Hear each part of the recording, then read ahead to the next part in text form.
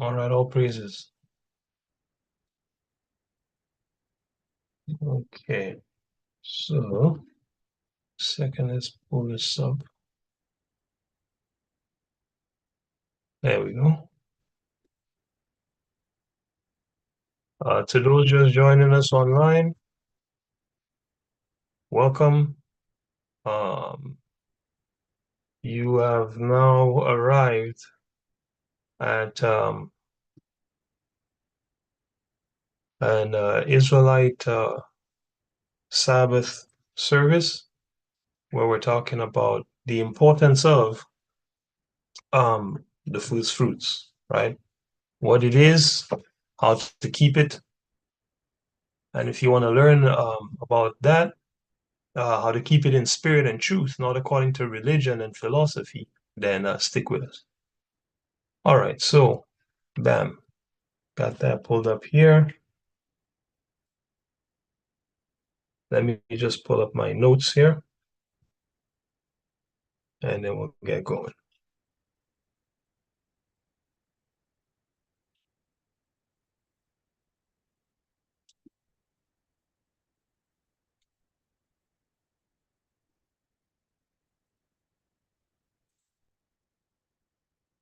You share my screen. Everyone can see the screen?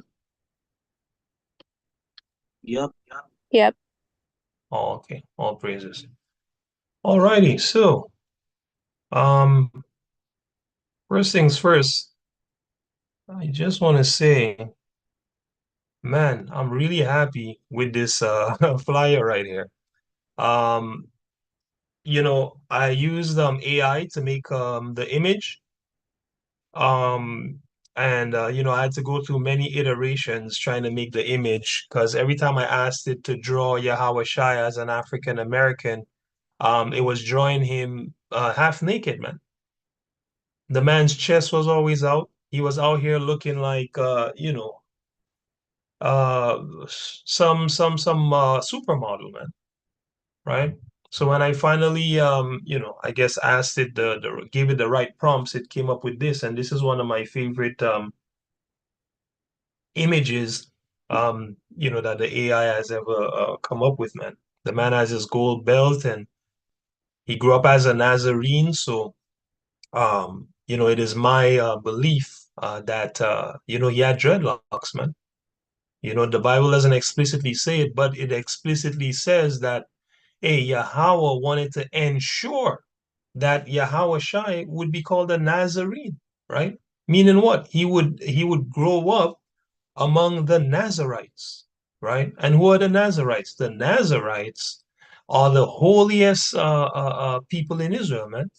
When you take a Nazarite vow, you don't drink any wine or anything that comes from the vine. You don't eat anything that comes from the vine.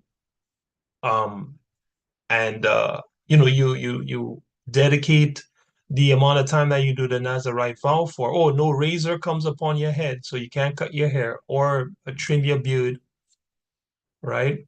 And when you fulfill your vow, you burn your hair that you cut afterward as a holy what do you call it? Offering to the Most High, man, right? So Yahweh Shai grew up amongst these people. And I was telling my wife earlier, I believe the reason that the Most High put him to grow up amongst these people is because remember when Yahweh Shai grew up, what was happening? A lot of chaos in Israel, man.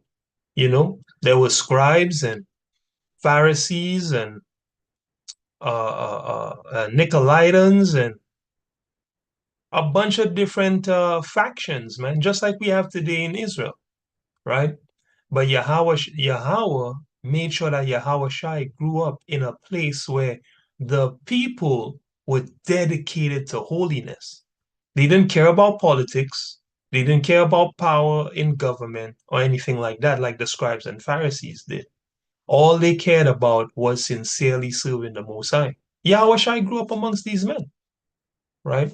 So when I see, a photo like this, it really um to me captures the spirit that Yahushua was in, man, right? Um, Let me bring out this scripture.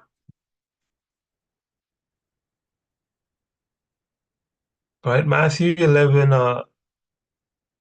uh, from 28.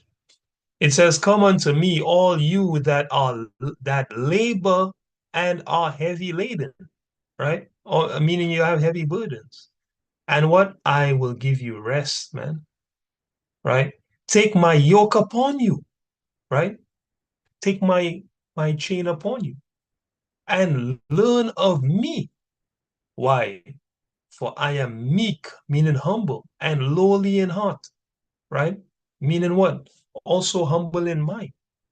Even though the man is the prince of the universe, in his mind he's humble, man. He's not an arrogant guy.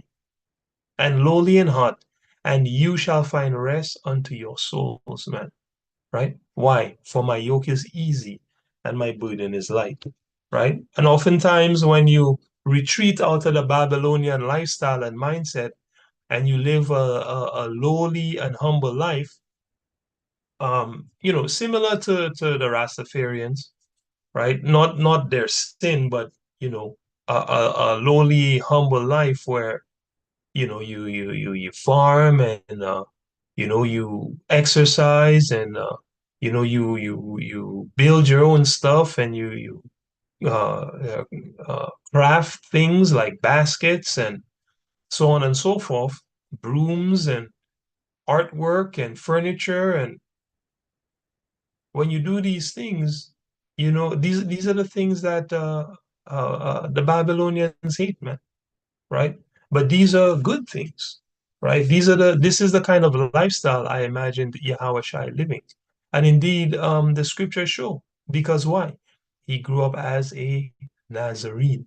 He was a carpenter, man, by trade, right? So Yahweh Shai wasn't with the politics, man, and religion and philosophy, right? He was a humble and lowly man. And he tell you, my burden is light and my yoke is easy. Why? They often call people that live like this easygoing. But that person's too easygoing. They'll never get anywhere. Well, this is the place that you're supposed to be, close to nature. The Most High already gave us everything in nature, you know? So these are things to aspire to. Living a humble life, man, you know? The Most High says, better is little with righteousness. Let me not paraphrase. Let me bring it up.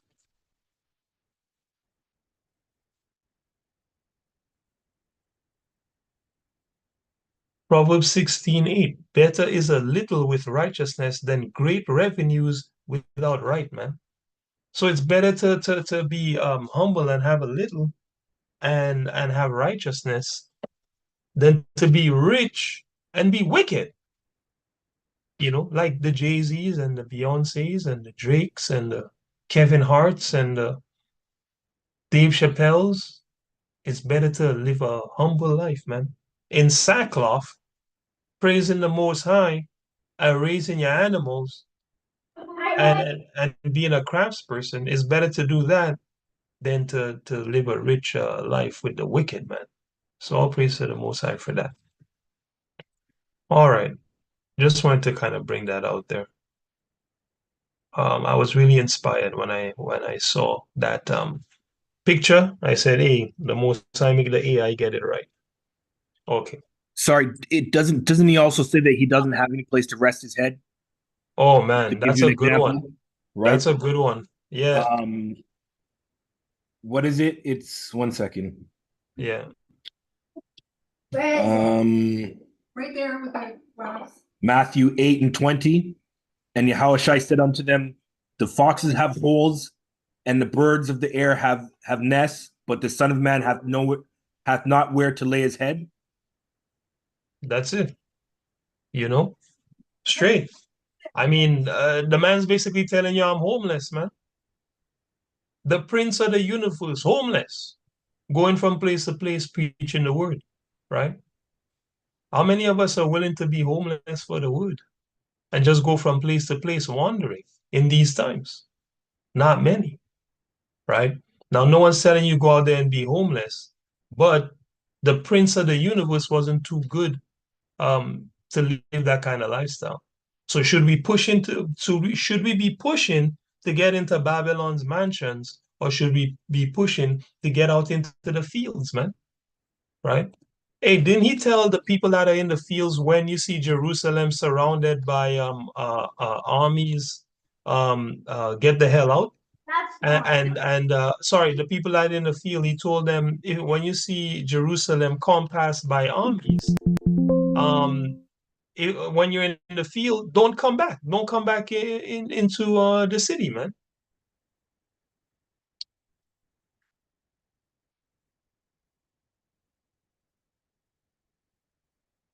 Luke 21. Luke 21. I'm just going to use the washroom for a sec, okay?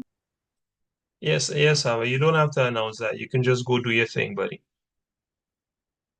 It says, and when you shall see Jerusalem compassed with armies, then know that the desolation thereof is nigh. Then let them which are in Judea flee where? Come on. The Most High say, when you see the place surrounded by armies, if you're in Judea, go into the mountains. Get far from their so-called civilization. Man. And the Most High say, those that are in the middle of Judea, get the hell out of there. And he said, let not them that are in the countries enter thereinto, man. So if you're in the countryside, hey, you're good, man. So I've said it before and I'll say it again. The best place for any Israelite to be is not in the city, in the countryside. That's the best place for you to be. Get back to the natural life, because Babylon is falling, right? And it will be destroyed. And we know the arm of the Most High is not short, because 10,000, will fall at our right hand and nothing's going to happen to us.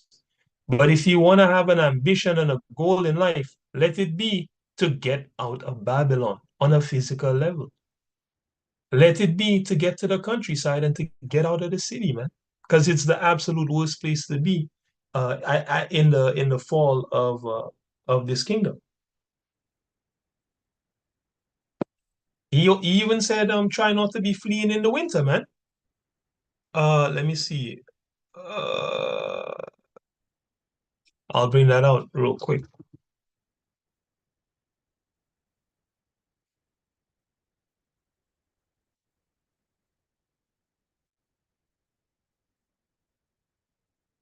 Right? Matthew 24, 20.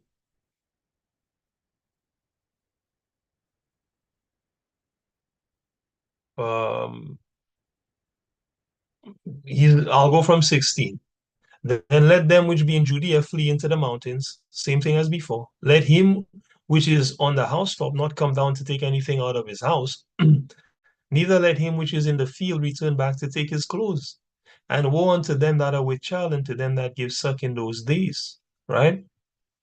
So it's gonna be hard for the moms, man, especially the single moms.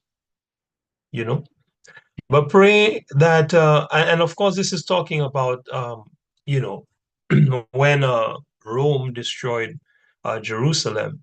But we know the Most High requireth that which is past. So don't think anything different is gonna happen when spiritual Rome begins to fall. The Most High say, pray that your flight be not in the winter. Pray that you don't have to escape in the winter. And pray that you don't have to escape on the Sabbath day. Right? All these things to say, hey, listen, man, this is not the ideal situation for us. Here in this backwater, cold prison, man. Right? So let our ambitions be to be in places that are away from the city. If you can't get out of the country, and if you can, man, get out of this place, man. Go to the islands. Benjamin shall dwell safely between my shoulders, the Most I say. If you can, go to the islands, man, and live a more pastoral life, man. It's a better life. You're not a slave in that kind of lifestyle. The work that you put in is for your family, man. Right? Anyway, I digress. Just a little side note there. So let's get going with the scripts. So the first question we're gonna ask ourselves concerning the first fruits is what is first fruits, right? And we'll go to Leviticus 23.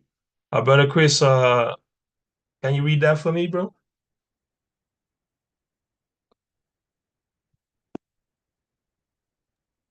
Okay, where would you like me to start? Give me 16 and 17. 16 and 17? Okay. Yeah. This is the book of Leviticus, chapter 23, and verse number 16. Even unto the morrow after the seventh Sabbath shall ye number 50 days, and ye shall offer a new meat offering unto Yahweh. Ye shall bring out of your habitations 2 wave loaves of 2/10 deal. They shall be of fine flour. They shall be baken with leaven. They are the first fruits unto Yahweh. Okay, so stop right there. So the Most High say, hey, after you number, a 7 Sabbaths, on the 50th day, what you're gonna do? You're gonna offer the first fruits. What is the first fruits? The first fruits is a new grain offering unto Yahweh, man. Right?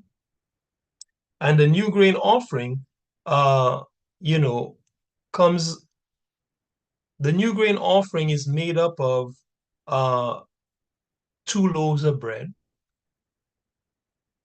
a burnt offering, and drink offerings.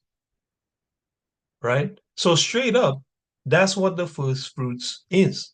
It's a new grain offering unto Yahweh, man.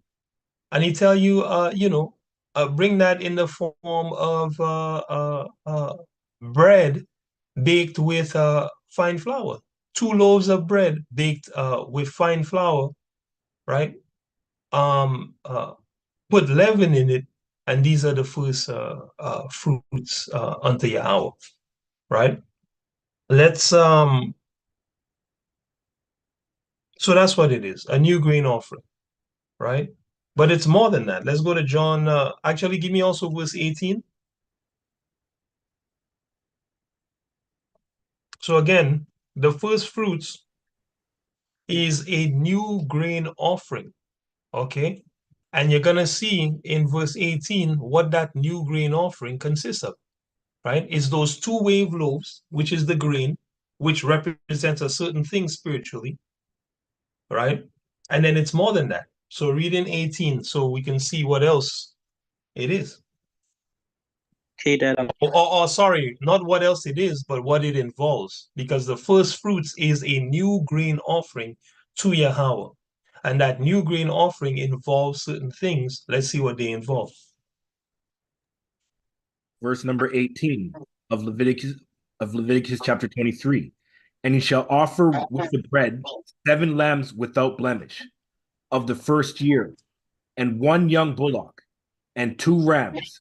They shall be for a burnt offering unto Yahweh with their meat offering and their drink offerings, even an offering made by fire of sweet savor unto Yahweh.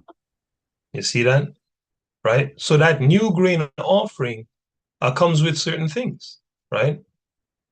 With the bread, the Most High said he needs 7 lambs, pure, clean, no blemish, a young bullock, young bull, right? 2 rams for a burnt offering unto Yahweh, right? Their grain offering with them, also their drink offerings with them, right? Meaning the drink offerings and the grain offerings that go with the animals, the normal drink and grain offerings that go with the animals, ensure that you have those with the animals, right? And then he said, even an offering made by fire of a sweet savor unto Yahweh. That doesn't mean the first fruits is an offering made by fire unto Yahweh, okay?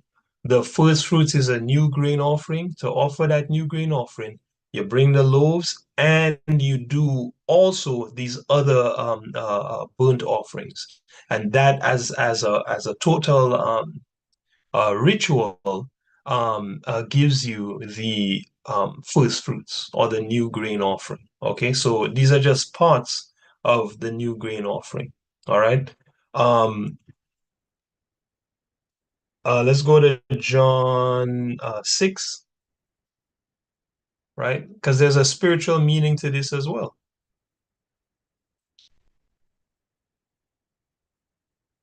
And we'll read from 30 to 35, right? So remember, the first fruits is a new grain offering. Well, what does that mean in the spirit, right? What's actually happening in the spirit? Because in these last days, we don't do physical sacrifices, okay?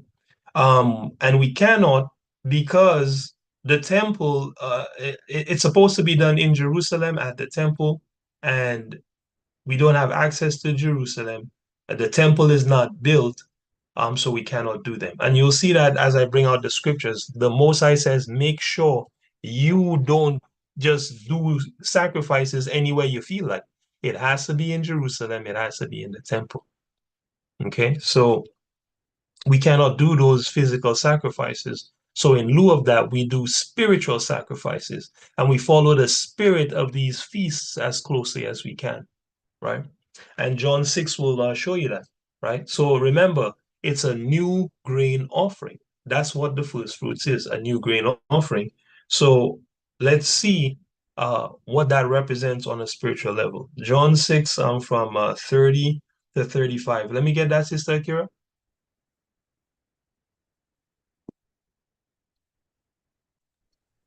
They said therefore unto him, What sign suest thou then, that we may see and believe thee? What dost thou work? Our fathers did eat manna in the desert, as it is written, He gave them bread from heaven to eat. So hold on right there, right? So the people are grilling Yahweh Shai, and they're saying, hey, the scriptures say basically if you come and you claim, say you're a prophet, you have to do a sign, right? So for us to believe you. So what sign you gonna do? Because hey, our fathers, we ate manna in the desert. They did a sign, man. Right? Moses did a sign. He made manna drop from heaven, man. Right? He gave them bread from heaven to eat. What are you gonna do, Yahweh Shai? Right? Read on. For the bread of God is which cometh down from heaven. Nope, 32. Oh, sorry. Then Yahushua said unto them, Verily, verily, I say unto you, Moses gave you not that bread from heaven, but my Father giveth you the true bread from heaven.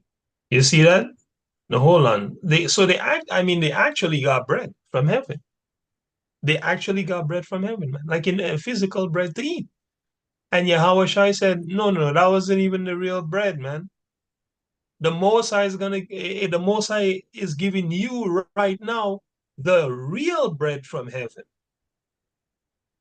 The physical bread is not the real bread. The 2 wave loaves is not the real bread. Here's the real bread. Go ahead. For the bread of God is he with which cometh down from heaven, and giveth life unto the world. Then said they unto him, Lord, evermore give us this bread. So hold on right there. Yeah, how should I tell these guys? The bread of the Most High is he which cometh down from heaven and giveth life unto the world. So he tell you, hey, the bread of the Most High is a man.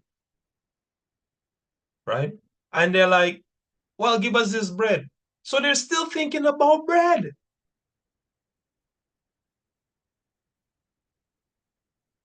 Look what Yahushua says to them. Go ahead. And Yahushua said unto them, I am the bread of life. Who is the bread of life? Hold on. Shall... What did Yahushua say? I am the bread of life. So who's the bread of life? Who's the 2 wave loaves? Yahushua. Yahushua is the bread of life. The 2 wave loaves in the spirit is Yahushua. The first fruits is about Yahushua. I am the bread of life, he said. Read on.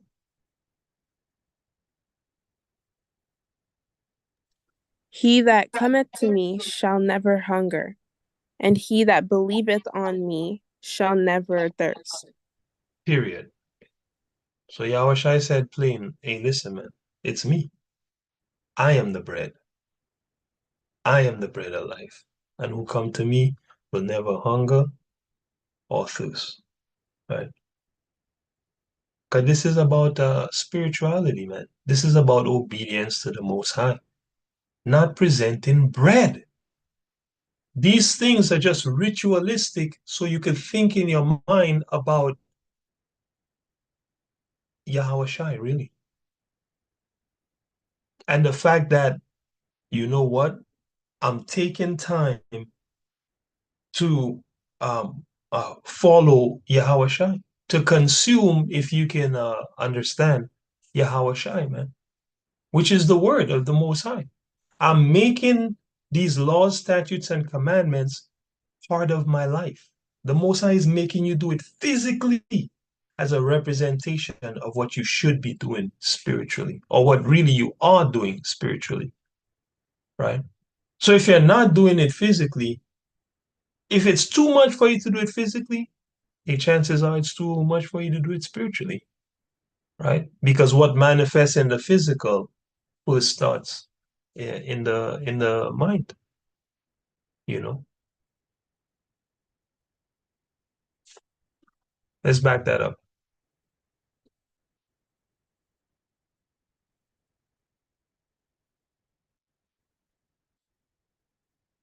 This is Matthew 15 from 19.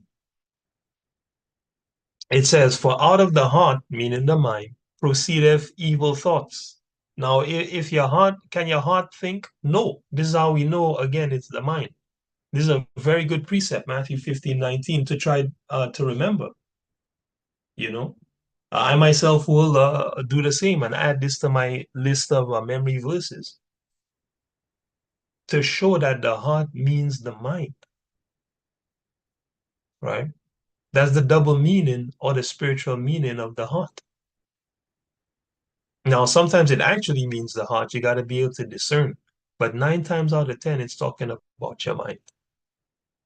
For out of the heart proceed evil thoughts, murders, adulteries, fornications, thefts, false witness, blasphemies. These are the things which defile a man. Okay, but to eat with unwashed hands defileth not a man. Right? So your defilements start in your mind, man. So the cleanness of your hands will also start in your mind. Okay. So what is the first fruits? New grain offering, right? And that new grain offering is Yahweh Shai, man. Keeping the laws, statutes, and commandments of Yahweh Shai. That's the real meaning of the first fruits. Let's go to 1 Corinthians 15:23.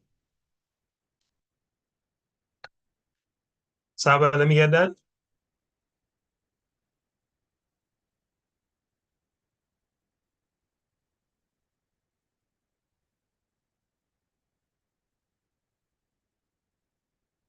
Saba, if you're speaking, I can't hear you.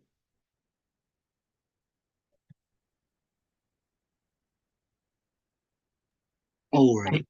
But every man in his order, Yahweh Christ the first fruits, afterward they that are Yahshua's at his coming. Go from 15. Actually, go from 21. Sorry. Go from 21. Sorry. For since by man came death, by man came also the resurrection of the dead. Mm-hmm. For as in Adam all die, even so in Yahshua shall be made alive. Shall all be made alive. right? Yeah. Read on. But every man in his order, Yasha the first fruits, afterward they that are Yasha's at his coming. So you see, Yahweh Shai is the first fruits, man. I tell you here plain. The first fruits what? Of what? From among the dead, man. The first fruits of immortal men.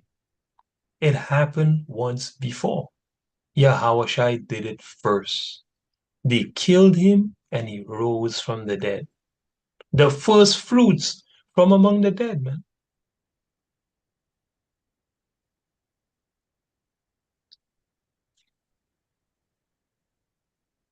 Um,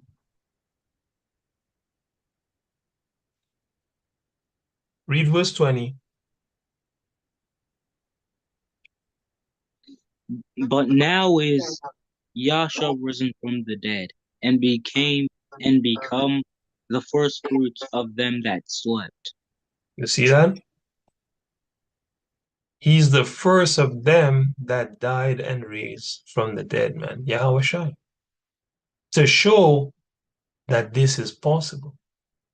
To show that the things impossible with man are possible with God, man. Esau puts in his best effort to try to reverse aging. This guy has scientists working 24/7 trying to figure out how to be immortal. And they can't do it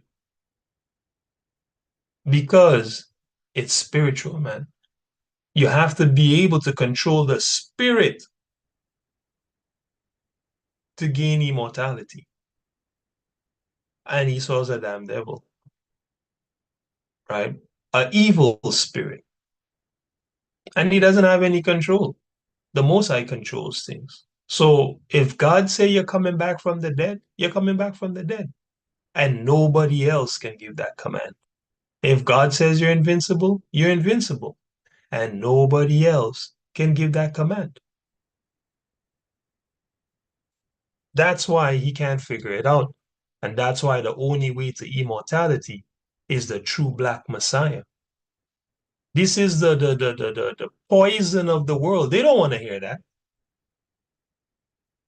They'll never believe this. 99.9% of them. However, the word tells you this, right? I think it's Wisdom of Solomon, chapter 2. Let's get that, Brother Chris. Wisdom of Solomon, chapter 2.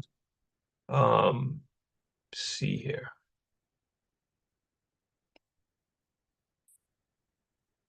What's this?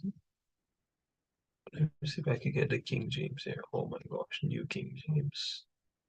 Don't want that.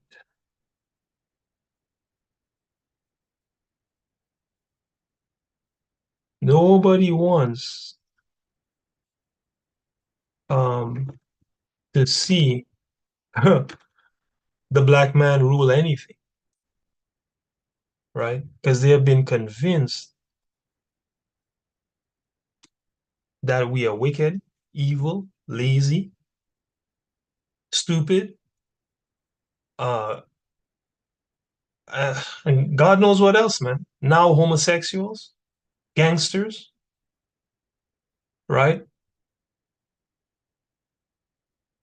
Uh, People without morals, right? Defiled, devious.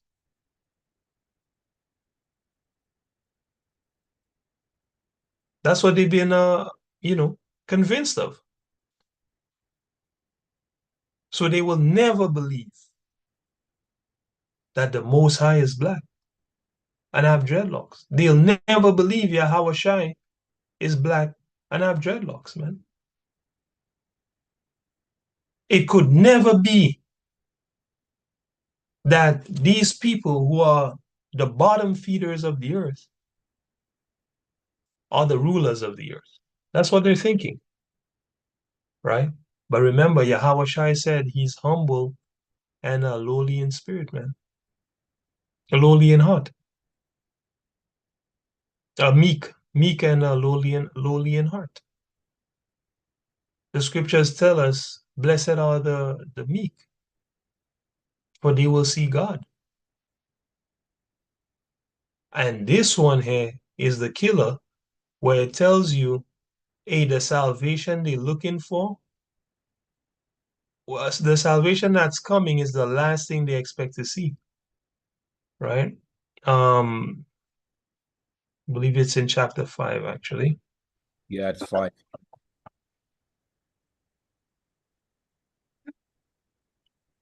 Yeah, let me get 1 and 2 there, please. Okay, this is the book of Wisdom of Solomon, chapter 5 and verse number 1. Then shall the righteous man stand in great boldness before the face of such as have afflicted and made no account of labor. When they see it, they shall be troubled with terrible fear. Mm-hmm. And shall be amazed at the strangeness of his salvation, so far beyond all that they look for. That's it, right? Actually, man, this is. I'll just say something here and then we'll read a couple more verses. Yep.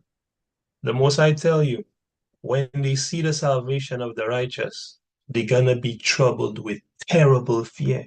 Why? Because these are the people that they oppress, hate, trick, work against, and believe is the scum of the earth. But all power is in the hand of a man that look like that. That's why terrible fear gonna come upon them.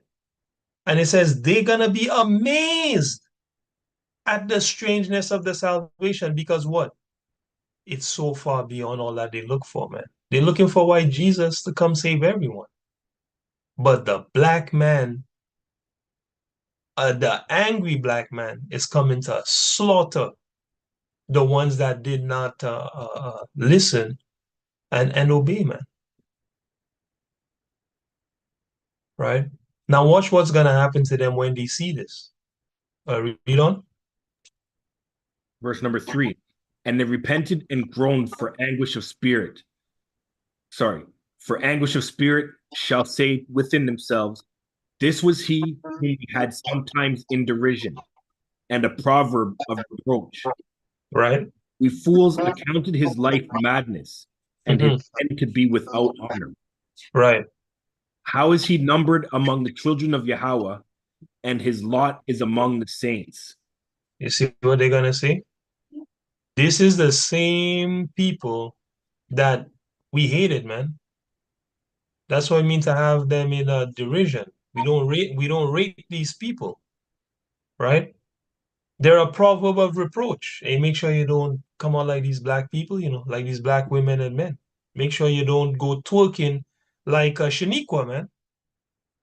Make sure you don't go thugging like a Jerome.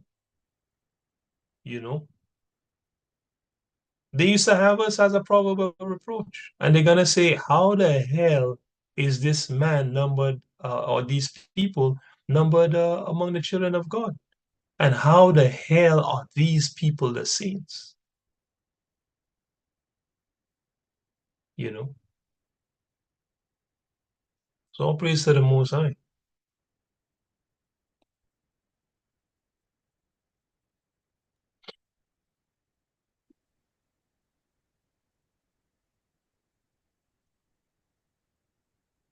A quick second.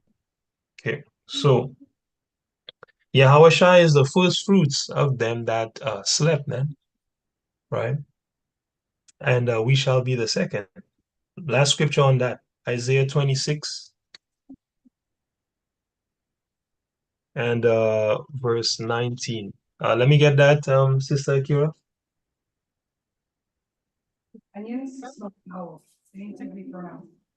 Okay. Sure. Yeah. Brother Chris, mute your line. Yeah, go ahead. Isaiah 26 and verse 19. Thy dead men shall live, together with my dead body shall they arise. Awake and sing, ye that dwell in dust, for thy dew is a dew of herbs, and the earth shall cast out the dead. and the earth shall cast out the dead, right? And this is Yahweh Shai speaking. He said, thy dead men shall live, man, right? Together with my dead body shall they arise, right? And then he tell you, hey, rejoice, man. And this is twofold, right? This is spiritual, as we know from Revelation chapter 11, verse 11, right? And we know it's spiritual. And also from Ezekiel, is that the 37th chapter, the Valley of Dry Bones, Brother Chris? I believe so. Ezekiel 37 as well. Um, so that's spiritual, but it's also physical, right? Because the Most High say he literally gonna raise the dead, man. Some to destruction and some to salvation. The Most High tell you there's a second death. And this is the thing that people don't realize is real. They believe in dinosaurs, but they don't believe somebody made the world and he has power to do anything he wanted. They believe a man went to Mars and they have no evidence. But they don't believe that somebody made the world and have control over it.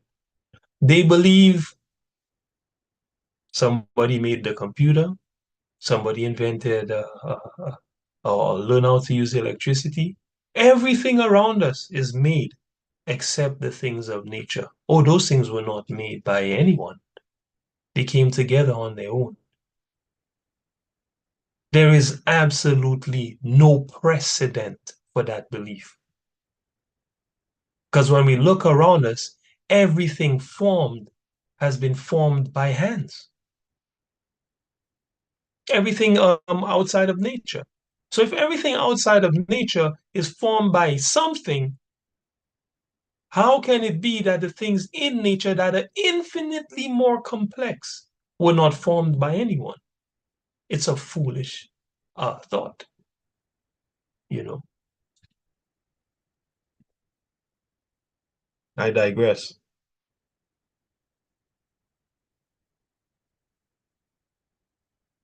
Yahweh Shai is our first fruit, the first fruit from amongst the dead. The word that we need to hold on to live eternally. As we prepare for first fruits to come up, it's a rededication to the laws, statutes, and commandments, perfectly explained by the Prince. Perfectly exemplified, I should say. Not even just explained, but also exemplified by the Prince, man. I always tell my wife this, and I told my son the same, and I'm going to tell you guys as well. The most important person to study in the Bible is Yahweh Shai. Now, that sounds obvious, but take a good close look at Yahweh Shai's life and emulate, and no one can say you wrong. Yahweh Shai has the perfect understanding of all the laws, statutes, and commandments. If you live like him and you make your mind the same mind as his mind, you can never go wrong. The problem in Israel is many people don't dedicate time to get the mind of Christ. I spoke about this before in at least in at least one lesson, maybe even two. The mind of Christ is your safeguard against destruction, man. Now and forevermore. Let's move on. So Yahweh Shai is the first fruits. Well, let's see, and we want to keep the right spirit of the first fruits, just as and to keep the right spirit of the first fruit, we need to know the ordinance of the first fruits and how it was kept. Right? So we're going to see how the first fruits was kept. Then we're going to see how we can keep it in spirit and truth in these last days. Right? So how was the first fruits kept? Leviticus 23. Let's go back there. And then we'll read 19 to 22. Right? Sava, Pull this one up, please.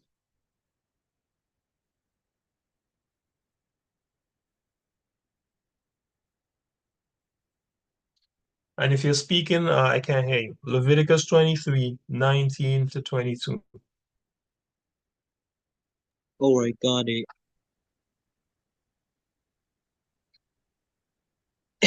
Then ye shall sacrifice one kid of the goats for a sin offering, and 2 lambs of the first year for a sacrifice of peace offerings. Okay, so stop right there. Stop right there. Remember, we're reading about the first fruits, right? Are we sacrificing a kid of the goats for a sin offering, Saba? Are we going to do that? Yeah, No, we're not. We're not gonna sacrifice a kid of the goats for a sin offering. Akira, why aren't we gonna sacrifice a goat for a sin offering? Because we can't make physical sacrifices. That's right. Because we don't have the temple um or the altar of the Most High, and we're not allowed to do these things without the temple, the land, and the altar of the Most High. All these things got to be in place before we make physical sacrifices. What's the other reason we can't make a sacrifice for sins? Because Yahushua did that for us. That's right. That's right. Yahushua is already the sacrifice. So no goats going in, right? And for this reason, when I look at this ordinance, I would say for the first fruits, don't cook no goat. Because now we're dissing, the spirit of Yahweh Shai that has already that was already offered for sin, right? So make sure you don't put no goat on your menu. Leave that out, right? Okay. Read on. Read on, Sal. and the priest shall wave them with bread of the first fruits for a wave offering before Yahweh. Mm-hmm. With the 2 lambs they shall be holy to Yahweh for the priest. Right. And we know that in spirit, the men of the Lord are the priests in these days. Um, um, uh, what do you call it? And of course, if you don't have a man in your house, the parent would take the role of priest because we are what kings and priests, okay? And so the wife would have to the mother would have to take on that particular role, but she would be the head of that house, okay? Let's see. Okay, read 21. Go ahead. And ye shall proclaim on the selfsame day, that it may be an holy convocation unto you. Mhm. Ye shall do no servile work therein. It shall be a statute forever in all your dwellings throughout your generations. So stop right there. So the Most High say the day of the first fruits, there's gonna be a holy convocation, a holy service, okay? And also, you can't do any work, sorry, right? No occupational work in that day. Okay, so were you gonna say something, Brother Chris? Okay. Yeah, there's no servile work to be done, no occupational work. You gotta take that day off. Of course, we're in Babylon, and that's if at all possible. All right. Um, and it shall be a statute forever in all your dwellings. Okay, so the standard is not gonna change. Like the Most High standards don't change. All right. So this standard is not changing either. Holy convocation, no servile work. All right. Go ahead. And when ye reap the harvest of the land of your land, thou shalt not make clean riddance of the corners of thy field when thou reapest. Mm-hmm. Neither shalt thou gather any gleaning of thy harvest. thou shalt leave them unto the poor and to the stranger. I am Yahweh, your God. Right. And so this is how our ancestors, kept the first fruits. This is a very important piece. The Most High said, when you were keeping your first fruits and you're gathering all your crops, make sure you don't go and gather everything in every little corner. He said, do what? Leave some for the poor and for the stranger. All right. So when we come together for the first fruits in spirit, and we'll talk about this a bit more later, hey, we gotta leave a portion for the poor, man. Now we don't have any crops today, right? So when we come together and we do our feast of first fruits, um, what I propose that we do is put together and give to a poor righteous Israelite, man, right? If we can't find one that is of the blood royal, then we give to a poor righteous Israelite a stranger, right? Because that is the hierarchy of how things should go. And the scriptures will prove these things. But people miss this part. You're supposed to, when you reap the first fruits, leave something on the side for the poor and the stranger, man. Right? Um, let's read Leviticus 22 and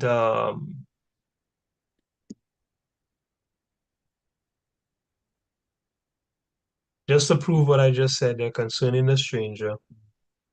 Leviticus 22, and we'll go from verse 10.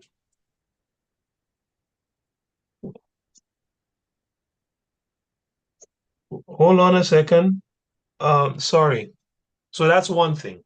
All right, that's one thing. That you leave in your field something for the poor and something for the stranger. Okay. But how was the first fruits feast actually kept? Did you know the stranger cannot actually eat of the first fruits feast, right? Did you know the stranger cannot actually eat of the first fruits feast? They can have the gleanings that were left in the field, but of the feast they cannot eat. Why? Because the first fruits is a holy thing. Okay? And the Most High said, no stranger shall eat of the holy thing. And let's prove that before we move on. Saba, read back where, let's see.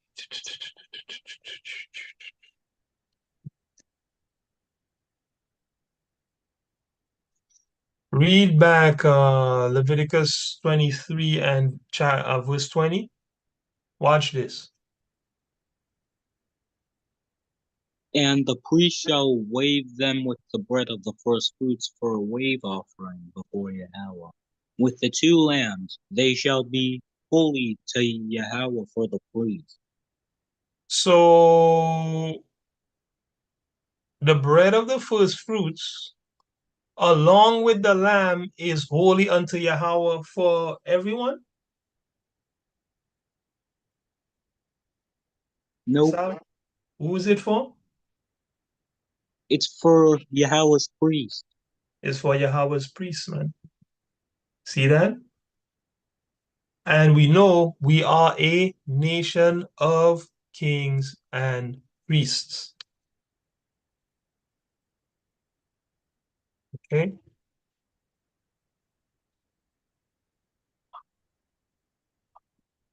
I think that's 5, Revelation 5. Made us kings and priests. I think it's Revelation 7 and 9 or 5 and 9. Probably 10 actually. All right, Dad, I gotta go now. All right. Okay, buddy. You have a great Shabbat. Love you and shalom. Okay. Enjoy the rest of the lesson. Will do. All right. Okay, bye. Bye.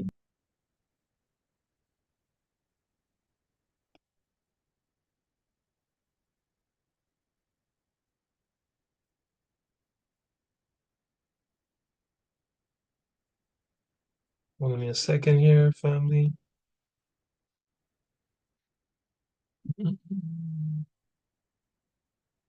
There we go. Revelation 5 and verse 10. I'll go from 9. And they sung a new song, saying, Thou art worthy to take the book and to open the seals thereof, for thou wast slain, and hast redeemed us to God by thy blood out of every kindred and tongue and people and nation, and has made us unto our God kings and priests, and we shall reign on the earth. Okay, so there's a hierarchy here, man. We are the kings and the priests, and the first fruits is holy unto Yahweh for the priest. So when we go to Leviticus 22 from verse 10, who's up to read? Is it you, brother Chris? It'll tell us that no stranger can eat of the holy things, man. Right? Go ahead.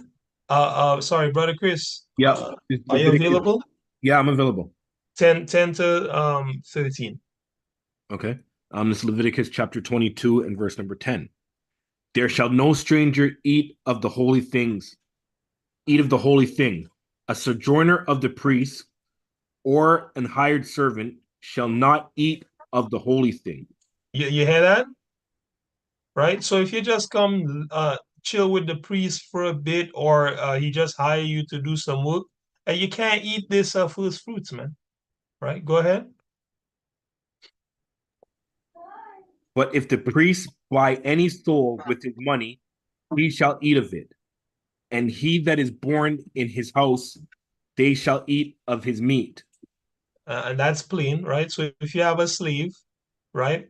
What do you call it? Not a hired servant, a slave that you bought and that you now own, they can eat it, right? And anybody born in your house, they can eat it. Go ahead.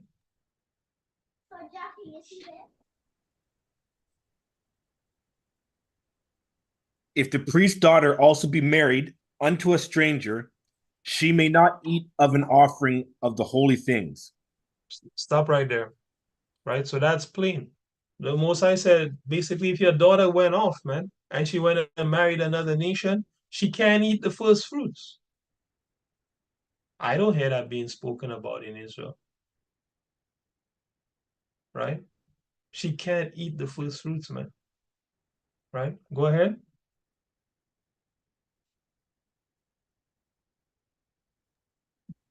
Yes, you are. 13, brother. Verse number 13. Yeah.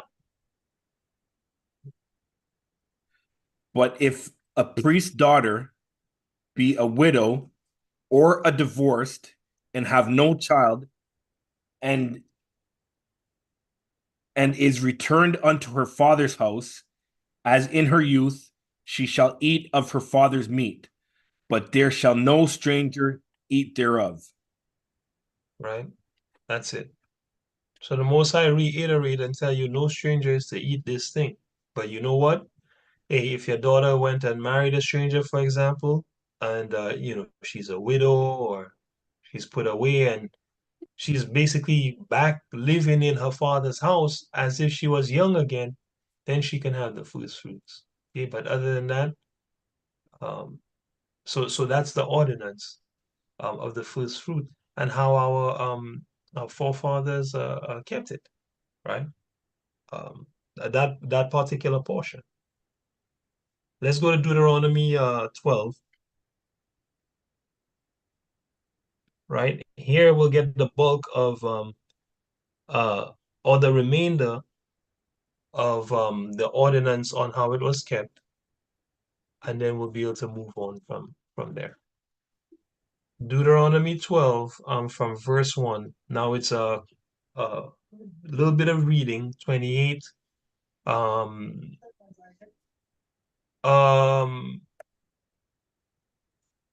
what do you call it? I can read a portion. So can Akira and Brother Chris. Uh, Babe, would you like to read a portion as well? My wife, would you like to read a portion as well? Isaac will take a verse. Lovely. Okay, so we'll have Isaac do some of the reading as well. He'll do verse 1 if you don't mind. No, that's great. That's perfect. And forgive me, babe. I mean the Most High. Anyway, let's carry on. Go ahead.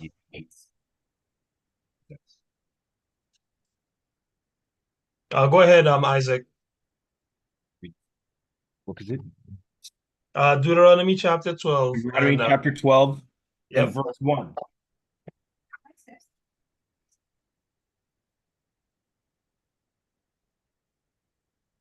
Go ahead, buddy. Go ahead. Okay, he's playing shy now. He's playing. Okay, no problem, no problem.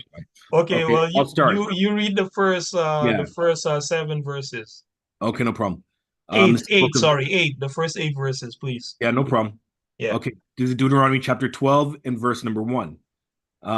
These are the statutes and judgments which ye shall observe to do in the land which Yahweh, thy Elohim of thy fathers, giveth thee to possess it, and all that ye live upon the earth. You shall utterly destroy all the places wherein the nations which ye shall possess serve their gods, upon the high mountains and upon the hills, and under every green tree. And ye shall overthrow their altars, and break their pillars, and burn their groves with fire. And ye shall hew down the graven images of their gods, and destroy the names of them out of the place. Mhm. Ye shall not do so unto the Yahweh your Elohim, but unto the place which Yahweh your Elohim shall choose out of all your tribes to put his name there, even unto his habitation shall ye seek, and thither thou shalt come. Right, And thither ye shall bring your burnt offerings right, and your sacrifices, and right. your tithes and heave offerings of your hand, and your vows, and your free will offerings, and the firstlings of your herds and of your flocks. So stop right there. This is there's a huge key in here, right? Remember I told you guys, what do you call it? We can't make sacrifices outside of the land and the temple. Right here, the Most High reiterate that, right? Or tells you within the scripture, listen, man, break down all these people's temples, their groves, their altars, all right? And the place that the Most High choose out of all your tribes to put his name there, that's where you need to go to do your worshiping. Your not your worshiping, your to bring in to do your feasts. He said that's where you're gonna bring your burnt offerings, which we know the first fruits has burnt offerings in it. He said that's where you're gonna do your sacrifices. That's where you're gonna bring your tithes, right? And tithes, you save up tithes, and after 3 years, you bring the tithes to the priest. Okay, that's how you do tithing, and we're gonna do a lesson on that, Lord willing, soon in the future, because there's confusion about tithes in Israel, and nobody want to talk about it because tithes has been stained by the church. Okay, but there's tithes in Israel, and we'll talk about how to do it. The Most High said also that place He choose, that's where you're gonna bring your heave offerings, your vows, your free will offerings, and here's what we need to pay attention to: the firstlings of your herds and your flocks. The firstlings of your herds and your flocks, i.e., the first fruits, man. Because in the first fruits, the Most High asked for what?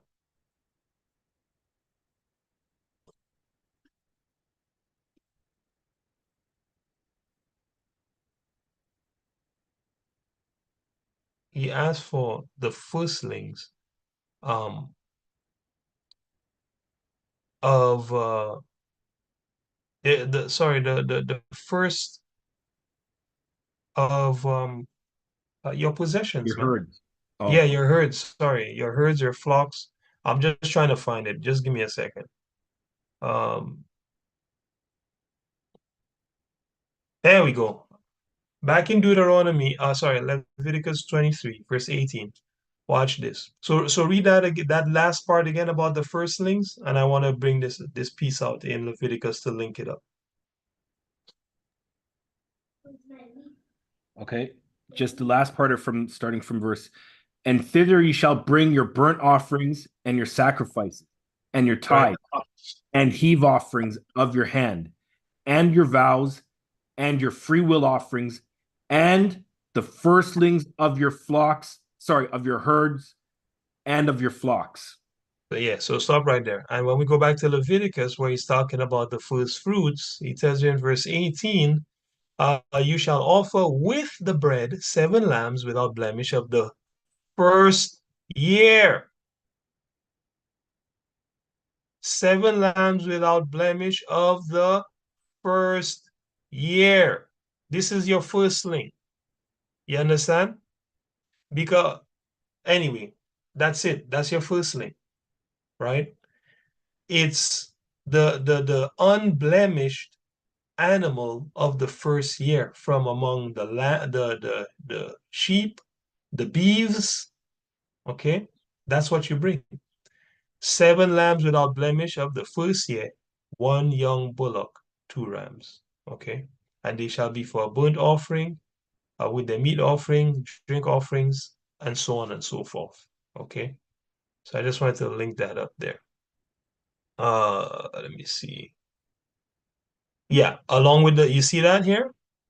Everybody catch that? Everybody get that? Does that make sense to everybody? You guys see that?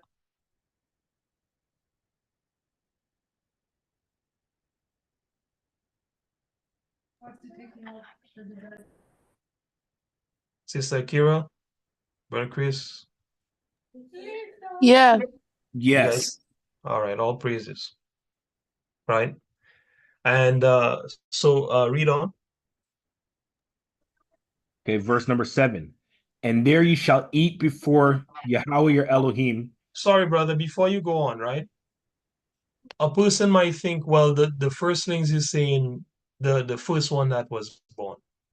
That's what the first thing is saying. It's saying the first one that was born. Well, if the first one that's born is lame, is that good for Yahweh?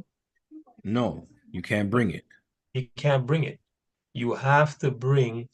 That's why he tell you bring the one that's in its first year that is perfect. So that means you gotta go through your flock and see what you have in the first year that is flawless, and you bring that best one to Yahweh.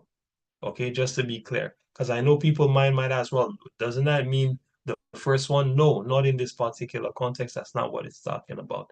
It's talking about the one in the first year. That's what the first thing is. Okay, so go ahead, brother. Okay. Verse number 7.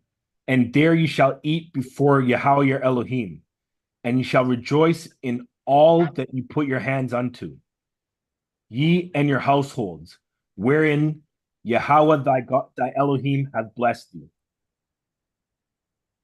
Go ahead. Ye shall not do after all the things that we do here this day, every man whatsoever is right in his own eyes. So stop right there. Thank you, Isaac. That was awesome. Right? That was all. Hey, everybody give Isaac a hand, man. First reading. Come on, come on, come on. Everybody give Isaac a hand, yo. Let me hear it. Open your lines, everybody. Please give Isaac a hand. That was his first reading. Don't be dry. All praises, all praises, all praises. Good job. Yeah, Hallelujah. all praises. Yeah, so this is really important. The most I say, don't do after all the things that we do here today. So in the time when they were keeping this ordinance, everybody was doing what was right in their own eyes.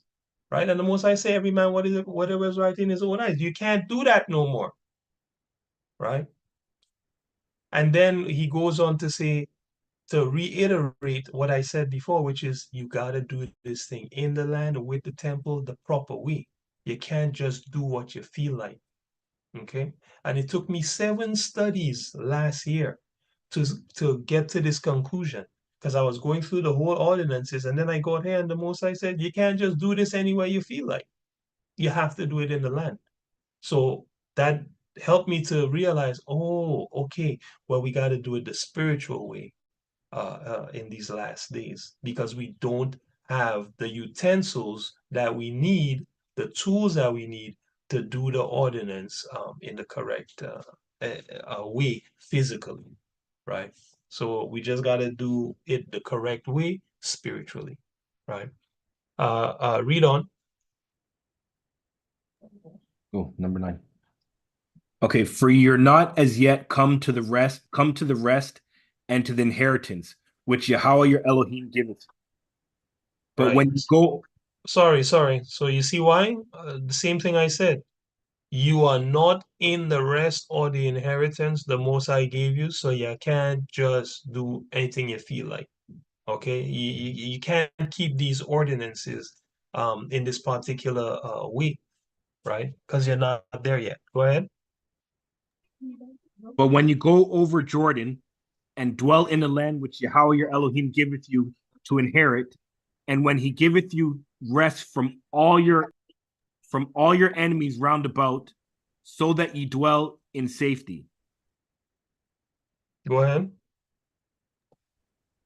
Then there shall be a place which Yahweh your Elohim shall choose to cause his name to dwell there. Thither shall you bring all that I command you, your burnt offerings and your sacrifices, your tithes and the heave offerings, and the heave offerings of your hand, and all your choice vows which ye vow unto Yahweh. Mm-hmm. And ye shall rejoice before Yahweh your Elohim, ye and your sons and your daughters, and your men servants and your maid servants, and the Levites that is within your gates, for as much as he hath no part nor inheritance with you. So stop right there, right? Yep, no, stop right there, right? So, the Most High said, when you have, when he bring you into the land, when you get the rest from all your enemies and when you dwell in safety. Okay, that's when you're gonna do these particular sacrifices, and you're gonna bring them to the particular place that he will choose to put his name there, that being Jerusalem. Okay. Um, let's see.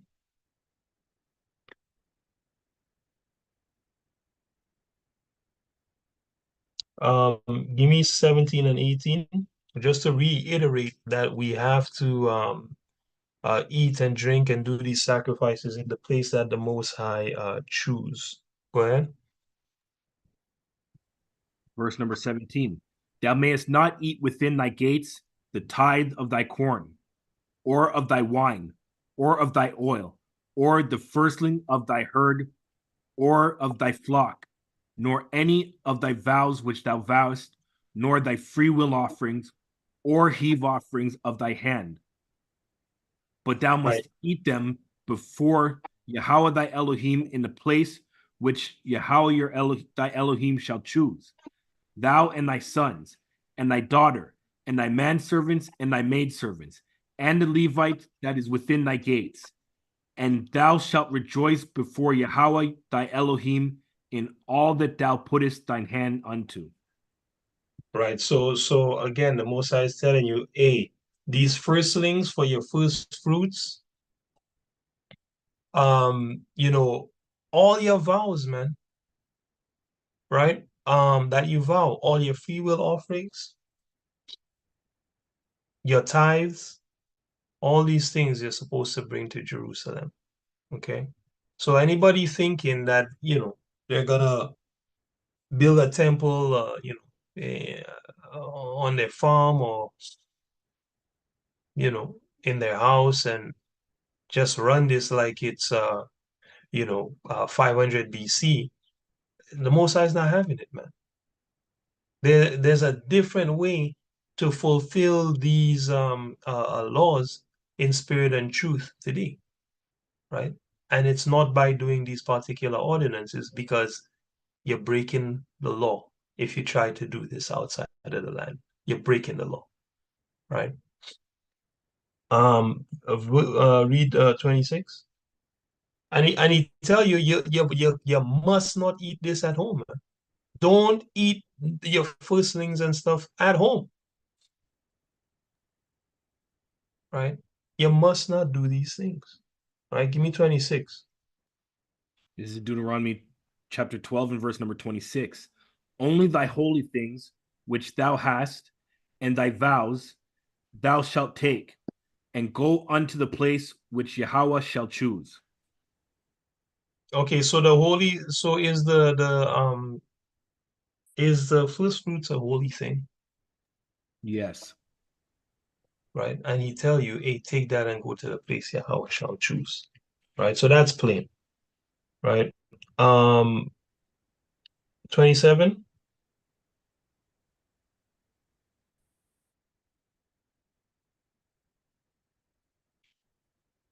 Verse 27. Oh, sorry, I was reading and I had to unmute.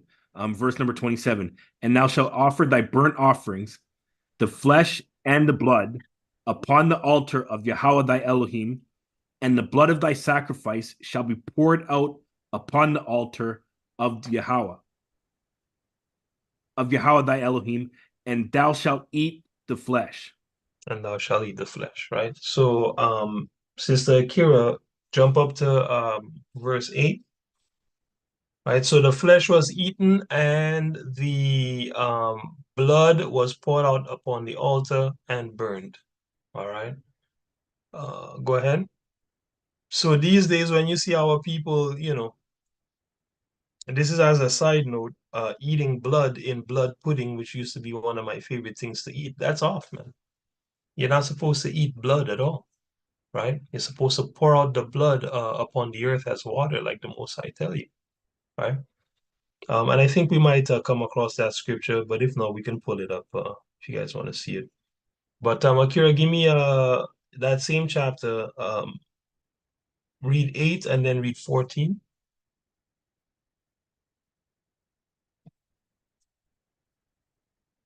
If you're speaking, we can't hear you.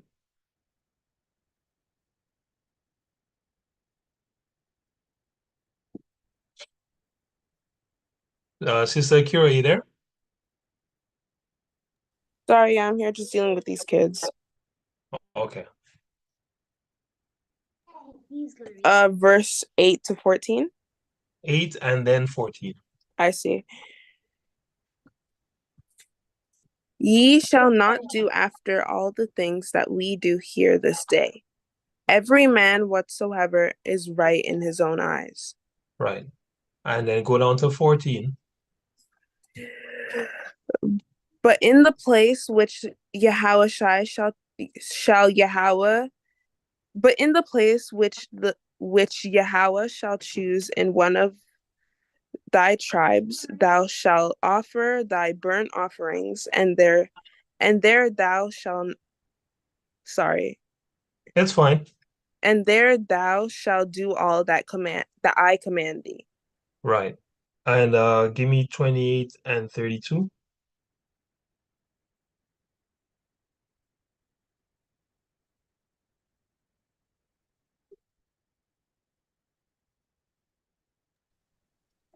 $28. 28 and 32. Verse 28 and verse 32.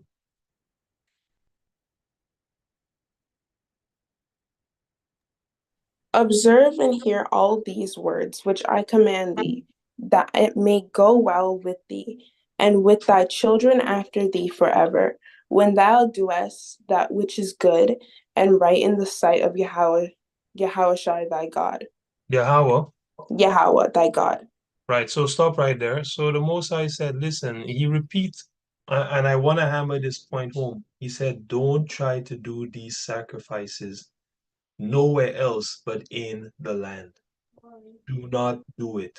Okay. And he says, if you do these things, it will go well with you and with your children forever. Okay. When you do what is right in the sight of Yahweh, which is to keep these ordinances, right? Right. And then when you jump to 32, what does it say?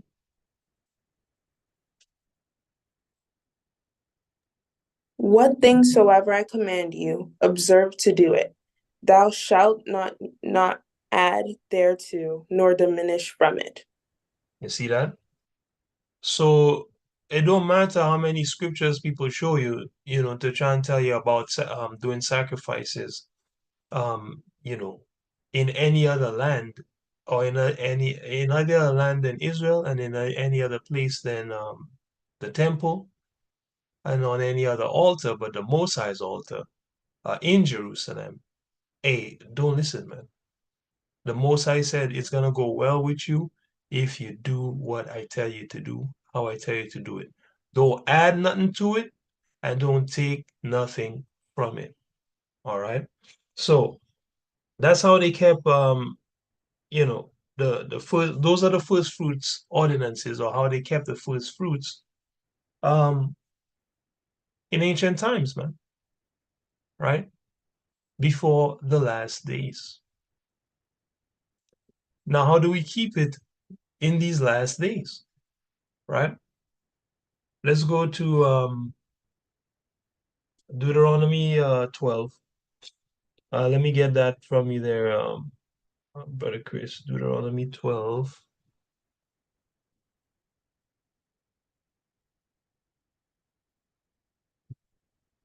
Let's go up to verse 9.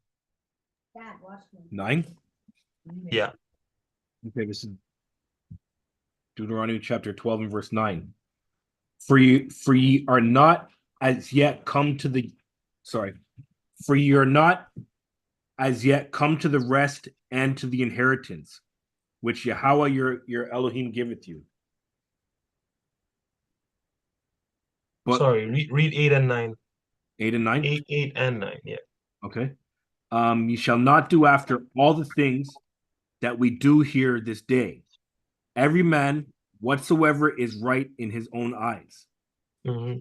For ye are not as yet come to the rest and to the inheritance, which into the inheritance which Yahweh your Elohim giveth you. Right. So because we have not yet come to the rest, we cannot do just whatever we feel like as far as these sacrifices. Now, so then what do we do? Well, our brother Tobit has provided some guidance on how we can keep this feast in spirit and truth in these last days, right? So let's go to Tobit 1.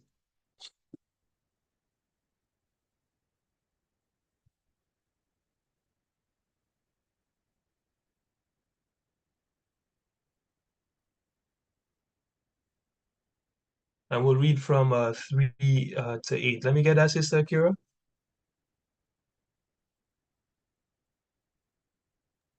She said she's busy. Okay, so go ahead.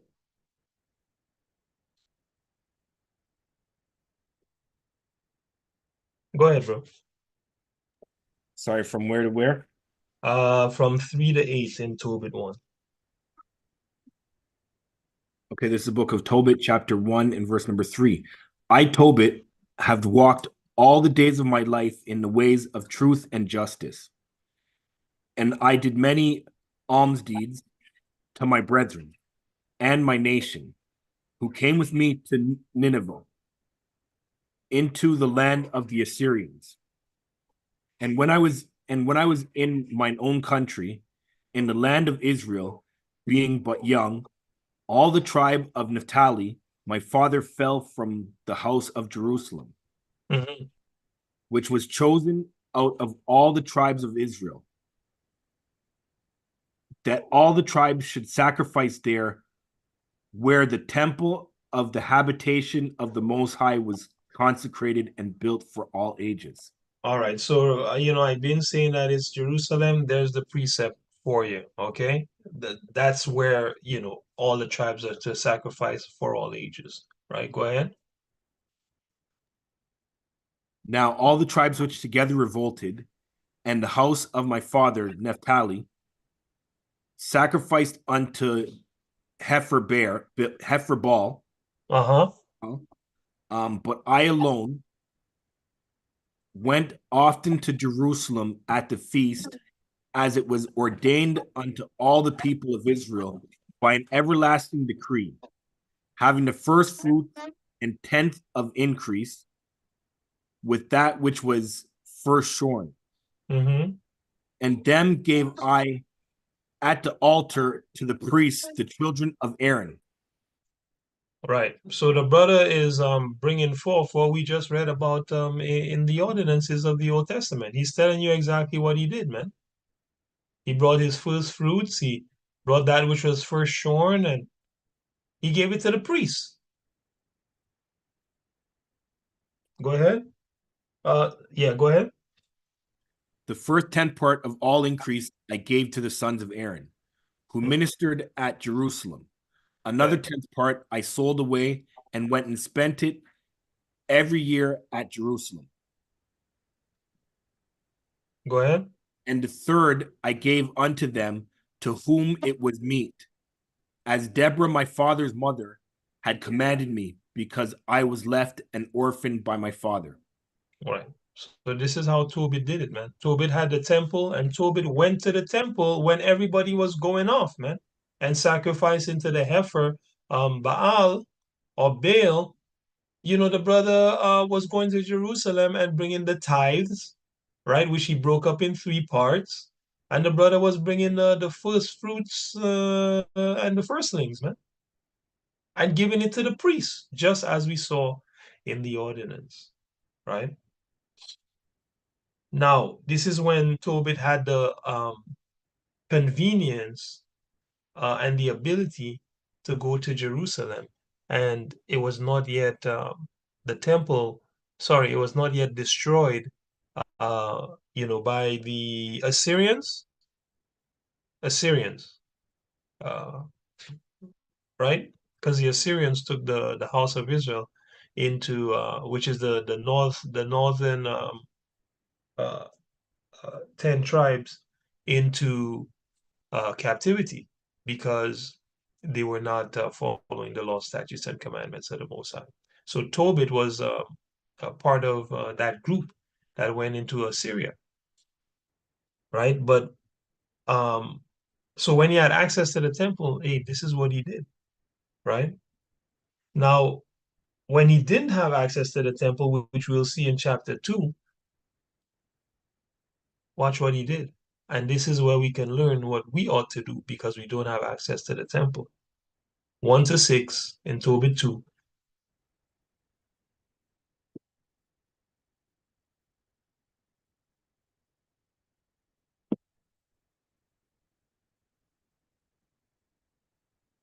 If you're speaking, I can't hear you, brother. Oh, sorry, I was reading, but I was on mute. Okay. This is Tobit chapter 2 and verse number 1. Now, when I was come home again, and my wife Anna was restored unto me with my son Tobias in the feast of Pentecost, which is in the holy feast of the 7 weeks, there was a good dinner prepared me, in the which I sat down to eat. And when I saw abundance of meat, I said to my son, go and bring what poor man soever thou shalt find. Sorry, 1 second. Yep. Thou shalt find out of our brethren, who is mindful of Yahweh, and lo, I tarry for thee. But he came again and said, Father, one of our nation is strangled and is cast out in the marketplace. Hold on, before you read on, let me just catch this while it's fresh. It says, when he came home again, right, to Assyria, he was in captivity. His wife Anna was restored to him. in what? The Feast of Pentecost. That's literally what we're about to do. Pentecost. Which is what? The Holy Feast of 7 weeks or 7 Sabbaths. On the 50th day, which is the day after the seventh, on the 50th day, the day after the 49th day. I'm not sure if it's the exact day after the seventh Sabbath. Don't want to speak off there. It says there was a good dinner prepared for him, and he sat down to eat. So what can we learn here? The Feast of First Fruits is also called the Feast of Pentecost, which is also called the Feast of 7 weeks. Okay. How did he keep it? The man sat down to eat a good dinner with his wife, man. Right? And it says when he saw the abundance of food, right? He sent his son to go find certain Israelites to sit and eat the food with. And look what he said. Bring the poor man, right? Who is what? Mindful of Yahweh. He didn't send him to just get any poor Israelite. He said the one that's mindful of Yahweh, bring him. The poor man that is mindful of Yahweh, bring him and let's eat this first fruits together. Right? That's important to see, right? Now,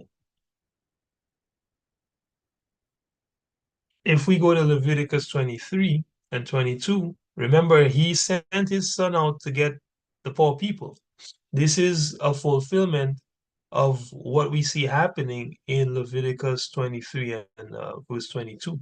It says, when you reap the harvest of your land, remember the brother is in captivity, you have no harvest to reap.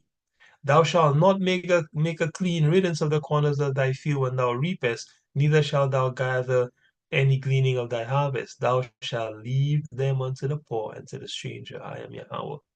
So when the brother was keeping the Pentecost, what did he do? When he saw all the food, he said, you know what? I gotta give some poor people some of this, man. I gotta do something for the poor. So the brother went ahead and got his son to go and invite any poor Israelite man that was mindful of Yahweh to come and eat of this great banquet that his wife had prepared, right? And then what happened?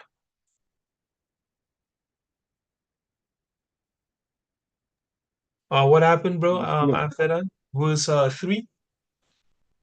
Sorry, but he came again and said, Father, one of our nation is strangled and is cast out in the marketplace. Verse number 4, then before I had tasted of any meat, I started up and took him up into a room until the going down of the sun. Then I returned and washed myself and ate my meat in heaviness. So stop right there, right? So the brother, I mean, the feast finished, man. When Pentecost came, the man saw the nice food. He sent his son to go get any poor righteous Israelite he see on the road to come eat. And the son just found dead Israelites, man, because we were being slaughtered by the Assyrians. What did Tobit do? Tobit loved his people so much. Instead of eating the food, the brother went and buried he went and took the brother off the streets, man. So the dogs wouldn't eat him and the birds wouldn't eat him. And he let the day pass.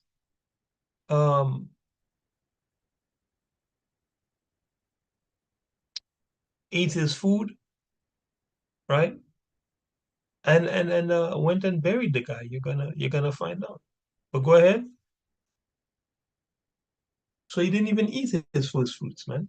On the day of, he did righteousness, good deeds unto his people, and then he just ate after. Go ahead. Now, 1 second.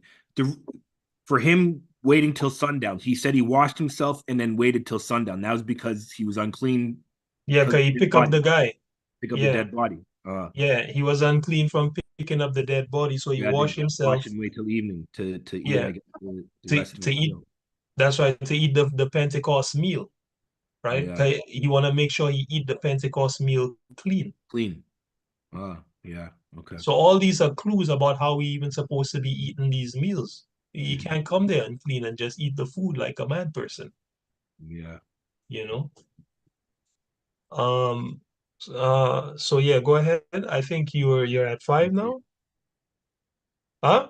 I'm in 6. Okay, go ahead. Remembering that prophecy of Amos, as he said, your feast shall be turned into mourning, and all your mirth into lamentations. Therefore I wept, and after the going down of the sun, I went and made a grave and buried him. But my neighbors mocked me and said, this man is not yet afraid to be put to death, for this matter. Who fled away, and yet, lo, he burieth the dead again. That's it on that, right? So how the brother kept the feast? Well, the point is he kept the feast with a good dinner, man, that he was ready and willing to share with other Israelites, man. You know, other poor Israelites that probably didn't have as much as he had, man. You know, not probably, that didn't have as much as he had, because he saw all that he had, and his heart went out to his people because he was struggling at that time, right? So in our captivity, can we eat, drink, give alms, and share with our people? And um,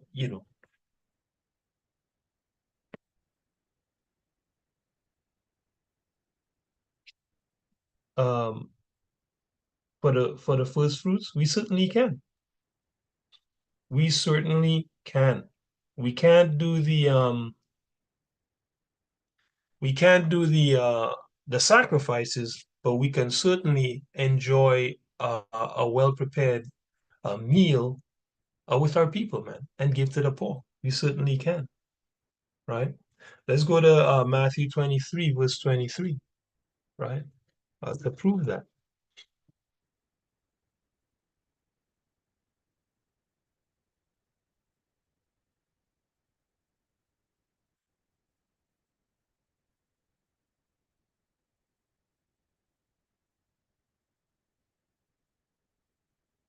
Go ahead, brother Chris. And Sister Kira, if at any time you're able to read again, just let us know. Okay, this is the book of Matthew, chapter 23, and verse number 23. Mm-hmm. Woe unto you, scribes and Pharisees, hypocrites, for ye pay tithe of mint and anise and cumin, and have omitted the weightier matters of the law, Mm-hmm. judgment, mercy, and faith. These ought ye to have done, and not to leave the others undone. So this is awesome, right? And this is really important because how should I say, listen, man, yeah, you guys pay the tithes. Yeah, you bring your tithes after your 3 years, but you leave out the weightier matters of the law, which is what? Judgment, mercy, and faith, man. Right? And those are the these, man, what do you call it? Tobit showed all of these. Good judgment, because he knew, you know what, man? It's more important right now for me to go bury my brother, man, than to eat this food, man. Mercy, right? In the same deed, and faith, man, right? That what he was doing was right and true. And the Most High gave him a memorial of it as what was right and true. Because what's written about Tobit is that he was righteous, man. And there was nobody like Tobit that did alms for his people like Tobit, man. Tobit is written of as a shining example of how to be concerning giving to your people, man. You know, and defending your people and loving your people. He's written as a shining example of how to do that. The Most High has given him a good memorial.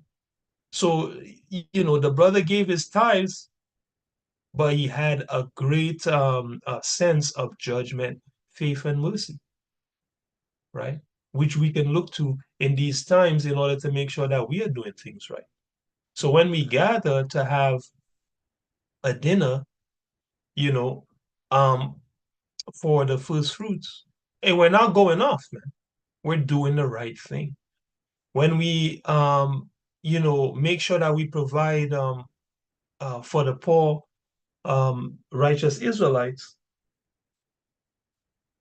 uh, at the first fruits, hey, we're doing the right thing. We're following the example of a righteous man. Let's go to Hosea 14 and then we'll read 2 and 3.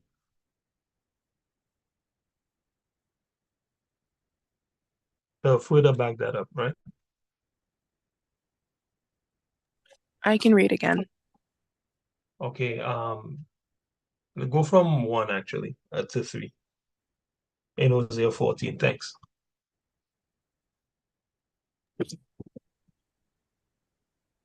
O Israel, return unto Yahweh thy God, for thou hast fallen by thine iniquity. Mm-hmm. Take with you words, and turn to Yahweh, say unto him, take away all iniquity, and receive us graciously, so we will render the calves of our lips. So we will render the what? Calves? The calves of our lips, man. Calves were sacrifices, man. Right there in the Old Testament, the brother is showing he understood that there is a spiritual meaning behind these things. Help us to give to you, Father, the calves of our lips, the sacrifices of our lips. Meaning what? Speak in such a way that it is holy and righteous unto Yahweh. Sacrifice the way you speak, the things you speak about, give it over unto Yahweh. Right? Go ahead.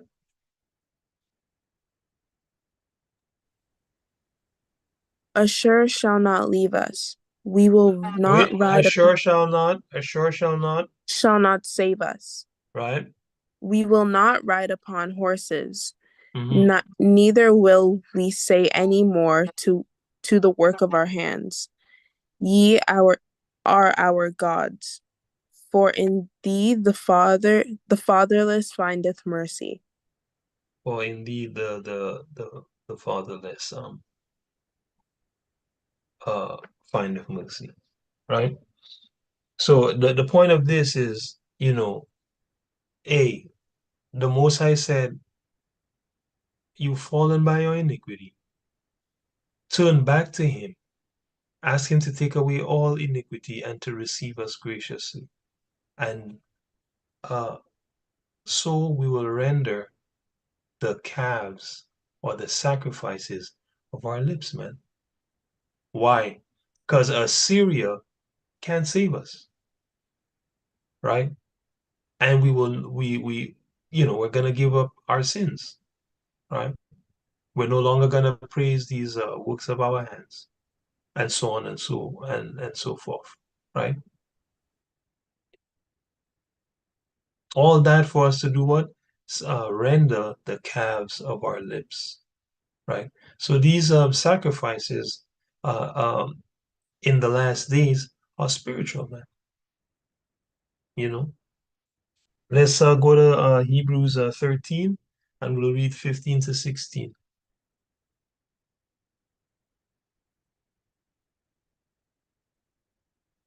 And what do you call it? This scripture also shows that Tobit had a spiritual understanding of the scriptures because he should have been keeping the first fruits, eating and all of that stuff. And instead, he chose to do what? Good deeds, man. His brother needed to be buried, so he buried it, and still kept the first fruits. Yeah, after sundown, man, he still ate the food. in righteousness, right? Okay. Hebrews 13, 15 to 16. Let me get that one from you there, Sister Akira.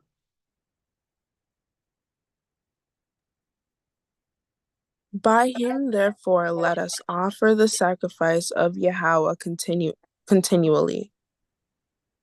That is the fruit of our lips, giving thanks to his name. But to do good and communicate, forget not, for with such sacrifices Yahweh is well pleased. Yeah, that. So, by Yahweh Shai, let us offer the sacrifices of praise to Yahweh continually. That's what the brother was getting into with the calves of your lips, man. And then he said, giving thanks to the Most High. And then he tells you in 16, two things. Giving that thanks and praise, just like the angel told Tobit and Tobias in Tobit 12, it's good to praise Yahweh, in the sight of all men. It's a good thing to do.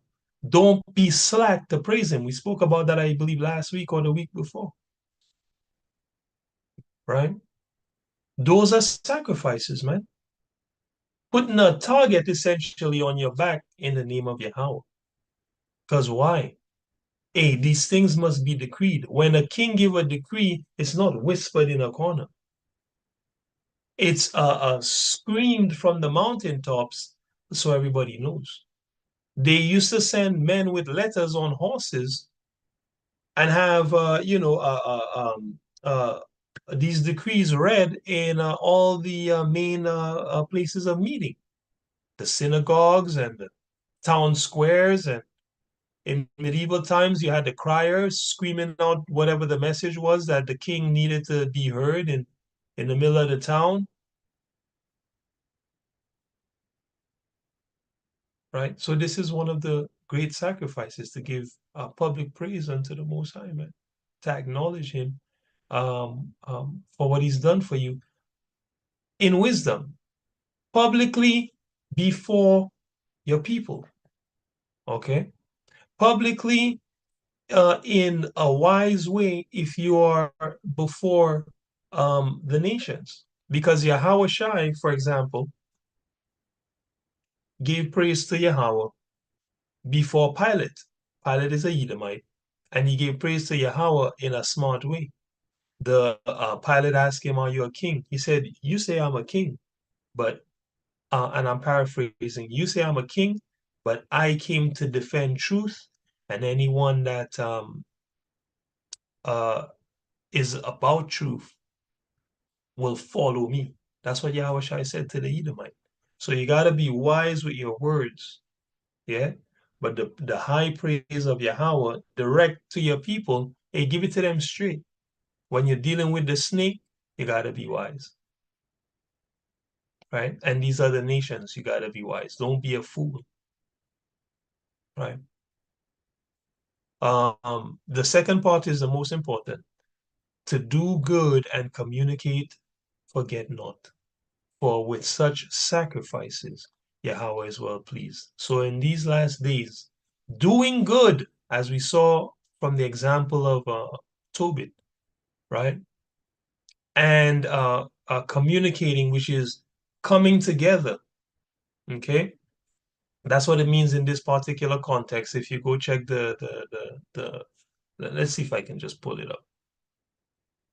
Doing good and coming together, the Most High say, continue to do that, because these sacrifices, the Most High is well pleased with them. Hebrews 13:15. Hebrews 13:15, interlinear.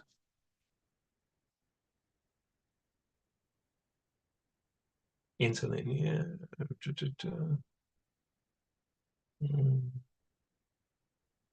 Um, confessing. Just 1 second. It's probably 16. My bad.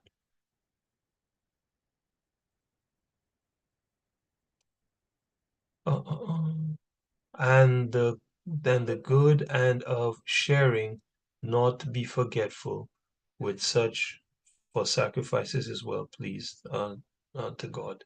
So that communicating, this is what the word that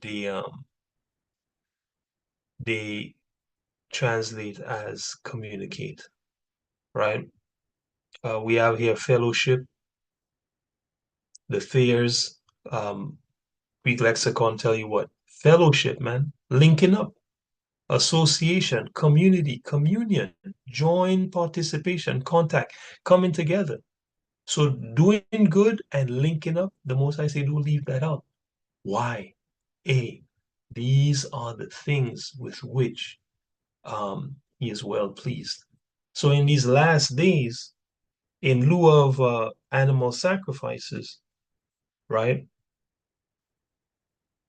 Doing good to one another and linking up, the Most High is well pleased with those things, right? Okay, couple more scripts, and then we'll talk about basically what we're gonna do for the day of first fruits. Uh,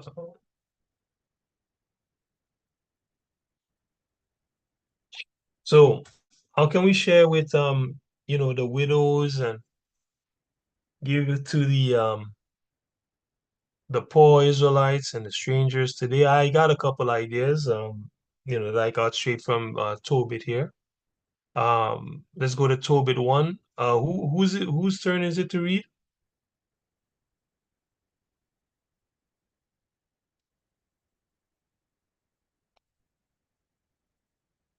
I think it's Sister Akira. Sure, I can read. Yeah, so give me verse 7 and 8. So how then can we share with the strangers and the poor today? Right? Tobit 1, 7 and 8. What we can do is give like Tobit. Go ahead. The first 10th part of all increase I gave the sons of Aaron, who ministered at Jerusalem. Another 10th part I sold away, and went, and spent it every year at Jerusalem. And the third year I gave unto them to whom it was met. The third part. And the third part I gave unto them to whom it was met. I apologize. The third, meaning the third part, yeah, of the Right. of the tithes. He gave unto them to whom it was meet. Go ahead. Meet. As Deborah, my father's mother, had commanded me, because I was left an orphan by my father. You see that? You see that? So this is cool because the brother was an orphan, man. So he knew what it meant to receive, right? And to be taken care of by his people, right? I just took that in. I didn't even really realize, oh, okay, that definitely played a role in why Tobit was so giving, because Tobit had received much as an orphan, man. He was left an orphan by his father. His father died, man. So he came up on the goodwill of Israel, you know, or rather the goodwill of the Most High through the hand of the Israelites, man. So he was just paying back the good deeds, you know. But how did he do it? He and this is talking about the tithes. This is talking about the tithes, how he broke up his tithes. But there is stuff that we can learn here, right? It said a third of the tithes he gave it to the sons of Aaron who ministered at Jerusalem. Now we don't have sons of Aaron ministering at Jerusalem, and this is not a tithe, but hey, what can we learn from this? Well, if there's uh, a ministry that's doing great work for the Most High, hey, you can give something small to that ministry, right? What else did he do? He said a third part he sold away and he spent it every year at Jerusalem. So, what else can you do? Well, you could spend money with Israelites that need the sales, man. You know, and then a third he just gave it to the poor, right? Now to bring this all to a head, remember the gleaning of the field was to the stranger and to the poor, right? So to leave it in the feast of first fruits and not to bring the tithe into it, well, what can you do? Well, you could make a donation to a poor Israelite family. Because remember, it's specifically for the poor and the stranger. You could spend money on Israelite artists or artisans because Israelite artists and artisans, the artists especially, the ones that make the music especially, they don't really make money, right? So you can, give a donation to their, what do you call it? Their Patreon, if they have a Patreon, or you can buy an album or buy a T-shirt or spend some money with them, right? Because the artists, the audio artists especially, they don't make that much money in Israel, man. They really don't, right? So look for them. And the artisans, it's give or take. If you're making paintings and stuff, you may or may not make money, you know, use your discernment, right?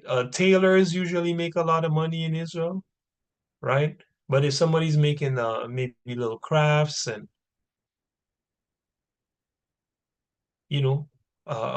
what do you call it? Bracelets and chains for the Most High, they're not making that much money. Hey, give them a sale, man. You know, what else can you do? Make a donation to a poor stranger dwelling in Israel if you can't find any or don't know any Israelite. Um, you know, that's poor and needy, right? You can move on to the poor stranger. And as I said before, you could make a donation, lastly, to a ministry that is doing good work for Yahweh, leading people to Yahweh. And these things are in order. The first thing that you should look for is a poor Israelite to help, you know? Then you look for an artist, look for a stranger, look for a ministry, right? So these are some of the things that we can do to share with the poor and strangers in Israel today, right? When you're having your feast, if you know a poor Israelite that can't have the feast or doesn't know too much about the feast, but they sincerely want to keep the feast, have them over at your house, man. Do the feast together, right? That's even that's the biggest blessing. Do the feast together, man. Right? Now, we don't have the particular ability in my home to do this at this particular time, but these are things to think about, right? These are ideas that you could do. One last principle: the man must give, right?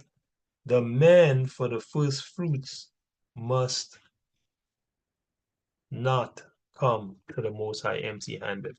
This is Deuteronomy 16, 16 to 17. Go ahead, Brother Chris.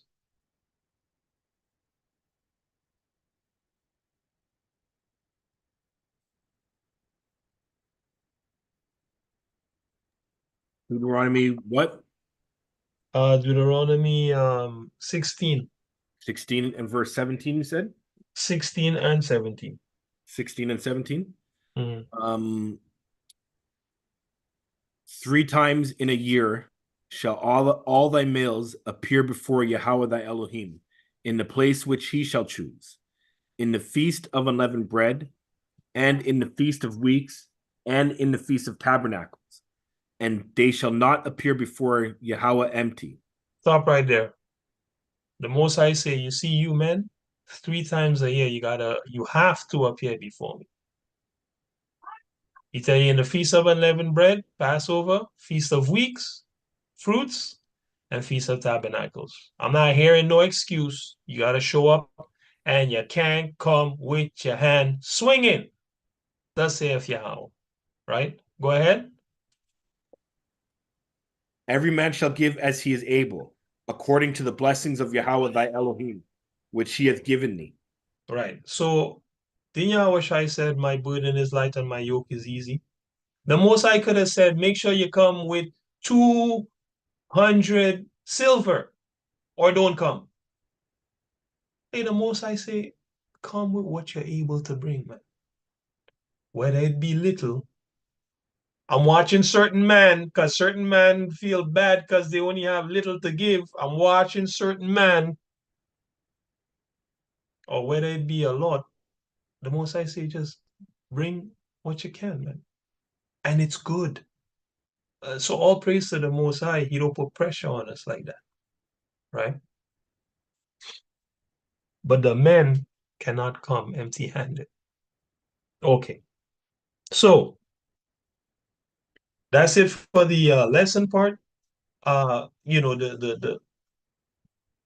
Yeah, essentially. So what we're gonna talk about is basically what we want to do on the day of first fruits. Okay. Now, I think the best way to keep the first fruits right now, since it's going to be on, let's have a look here. Pretty sure it's in the middle of the week. I think it's Thursday evening.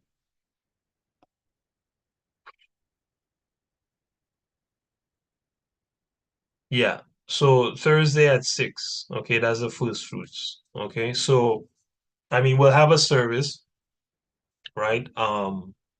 And I think it's best if everybody has like a dinner at their house. Okay. Keeping in mind all the things that we spoke about today, right? So we'll do a service. Um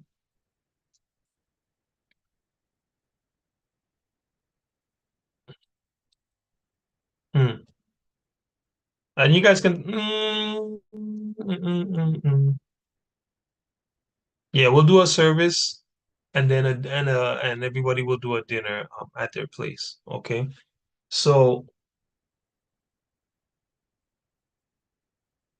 let me see here. There's something I wanted to bring up. So here's how you can do everything in spirit and truth. And you guys write this down, all right? Um, so what are we gonna have for the day of first fruits? A holy convocation, right?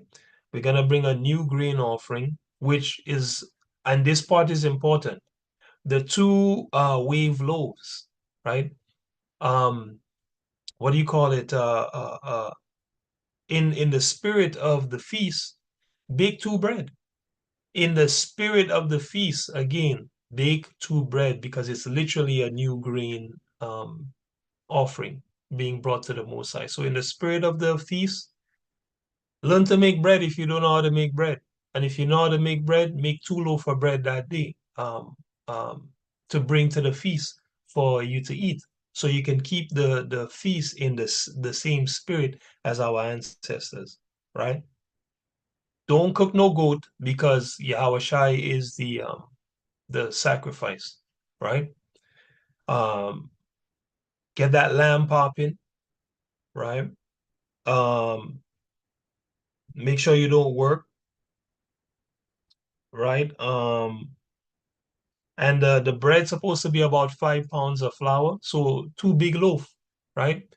If you're able, bake that, right? Because it will be bread for the week for you and your family, right? The bread's supposed to have leaven, so it's not unleavened bread, right? It's supposed to be with fine flour, so make sure it's not just white flour. Again, as much as possible. Okay. Um, Remember your drink offering. So wine or grape juice, if you're not drinking wine, if you're under a Nazarite vow, or you have something else going on where you can't drink, ensure that you have your drink offering as well. Um, Again, when I say drink offering, I don't mean we're offering drinks. This is just in the spirit of the first fruits ordinance, right? We're literally just having a dinner with our families in order to commemorate the first fruits. So I'm telling you the type of items to have there to keep the spirit of the first fruits, right?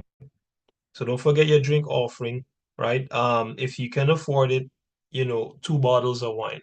All right. If not, do what you can, right? It's supposed to be, about 1.69 liters of drink. Okay, that's what it's supposed to be.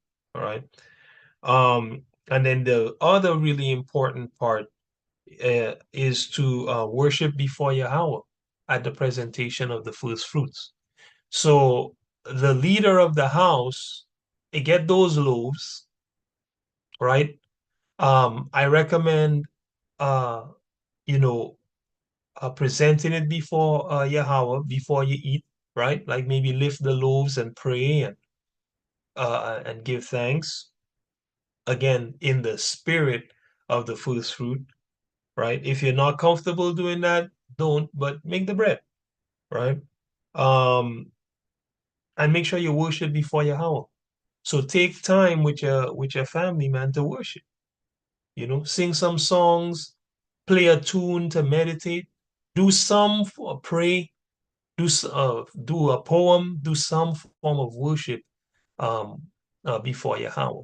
Now we will be singing uh, uh, in order to worship the Most High. I don't know how that works for you guys when you guys are listening to us. I don't know if it helps you guys get in the spirit or not. Um, do you guys want to do that part together, or do you guys kind of want to do that part on your own? Because what I want it to be is effective for the families. I don't want you guys to just sit there listening to us sing and it's not helping you to get in a good spirit. So, can people sort of let me know like what's better for you guys? Like, is it better, if we all are on the line and do the worship service, and we kind of act as kind of like the holy singers? You guys can sing along as well, of course, at your houses. But does that work well for people in helping you all to get in the spirit, or would you guys rather just kind of do your own worship services in your homes, sort of led by the leader of your house? Uh, Rachel and Chris, especially, I'm trying to kind of gauge from you guys.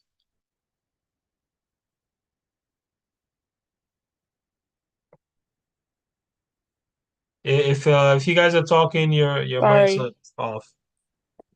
Yeah, my mom's busy on the phone. Not on the phone. She's with the kids. Okay, so she's not really catching this. Yeah, no. Well, can you take a moment and go ask her and then come back and let me know, please? Sure. How should I word myself?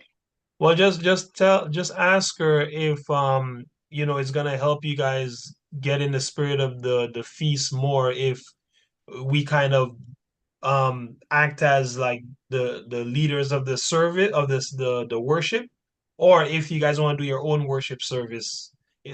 Just ask her if you guys want to do your own worship service for Feast of First Fruits, or if you guys want us to do a joint one together, on the Sure. line, on the line, on the line.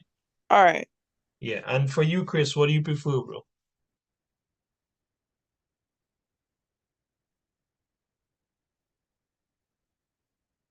If you're speaking, I can't hear you, brother. We can do our own, but if you're gonna do a lesson and stuff, like it doesn't matter. We can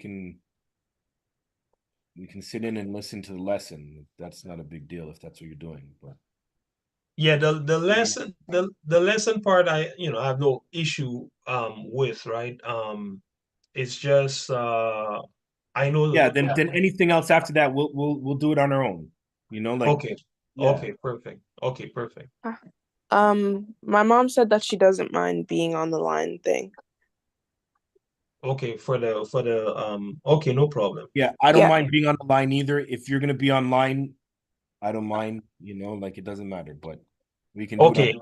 No big deal. If you're gonna be online, sure, we'll listen in and we'll go along, you know, like we'll work ourselves into you or whatever, however it works. Yeah, I just want to make sure it's valuable for you guys because I don't want to sit over here drumming and singing and it's not really a vibe for y'all. You understand? I rather If it's just do no the good, we'll lesson turn and you then you off. guys go, huh? If it's no good, we'll just turn you off. Don't worry. Don't kill me, fam. All right. It's gonna be good though. It's gonna be good. It's not gonna be great because I'm not a professional singer, but it'll definitely be heartfelt. So that's what I'm trying to say. If it's gonna break the vibes, like better you guys just do your own worship service with your family. You No, understand what I'm saying? it's fine. It's fine. If you're gonna be online, we'll listen. You know, and we'll join along. I don't mind doing it together. You know, All like right.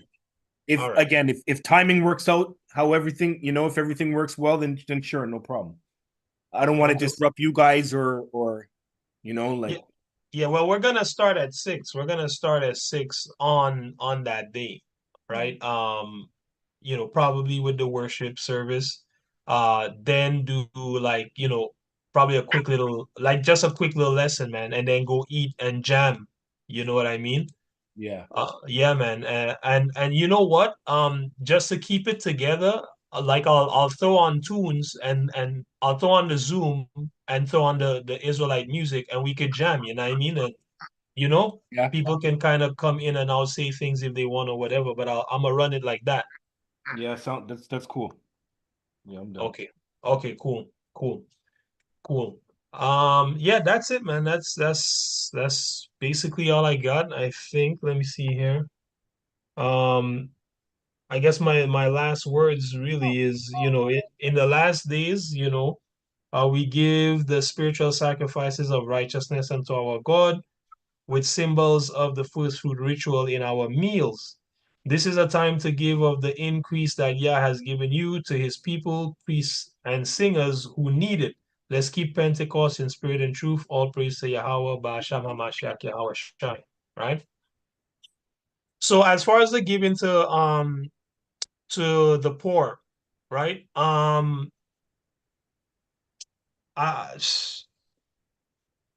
what I wanted to do is do like a little like a collection and then just give it to a poor Israelite. I know a one poor Israelite that could benefit. So if everyone want to send like, a little donation, whatever they can afford, I'll put it together and I'll give it to the Jew, from our congregation. Is everyone good with that? Yeah, that's fine. Yeah. Okay, hallelujah. So yeah, just after like basically from Friday on, you guys can, man, whatever, just send me whenever you can ASAP, basically, right? Because you know what, send it this week so I can put it together and give it to the Jew either on or before the first fruits. All right? Yeah. All right. Con. And I'll of course give you guys receipts so you know I'm not your thief and pastor. So that's it. That I'm just saying, yeah, man. Yeah, because these pastors will rob you, man. I know. Yeah. That's all I got, family. If y'all have any questions or comments, now's the time.